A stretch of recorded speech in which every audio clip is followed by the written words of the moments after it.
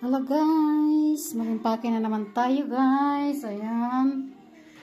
So, travel na naman tayo.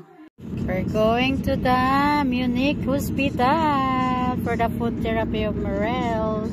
So, when we go back home, we'll throw away this tube, yeah? You should do it, okay? Yun na yung guys, ang hospital ng malaking hospital na ano talaga yung ano tawag doon, expert na sila mag-therapist sa pagkain ni Baby Morel. So malayo-layo to guys, mga 3 to 4 hours ang drive. Ayan ang aming mga gamit, at ito mga baon. Kasi titira kami doon guys sa hospital ng 7 weeks minimum. So ayan, punta na kami, daming naming dala. Nasa likod pa, mayroon pa sa likod. So bye-bye lang ga. Si bye-bye to them. Bye, Singen City. We'll go to Munich, München City.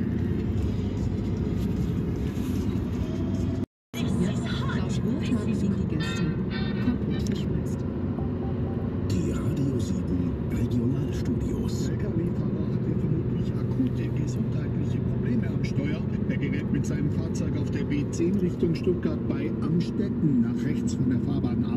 Nach einer laut Polizei längeren Strecke knallt der LKW in ein... Hello guys, mag-impake na naman tayo guys. Ayan. So, travel na naman tayo.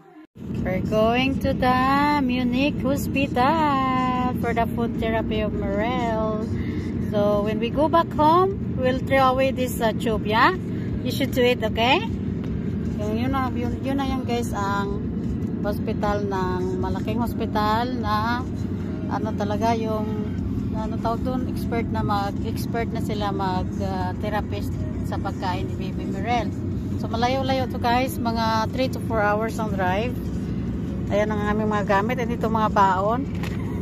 Kasi titira kami doon guys sa hospital ng 7 weeks minimum. So ayan, punta na kami, daming naming dala. Nasa likod pa, mayroon pa sa likod. So bye-bye lang ga. Si bye-bye to them. Bye, Singen City. We'll go to Munich, München City.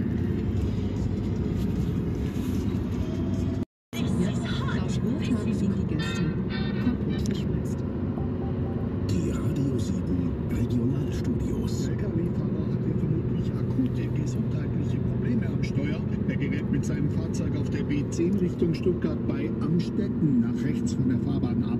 Nach einer laut Polizei längeren Strecke knallt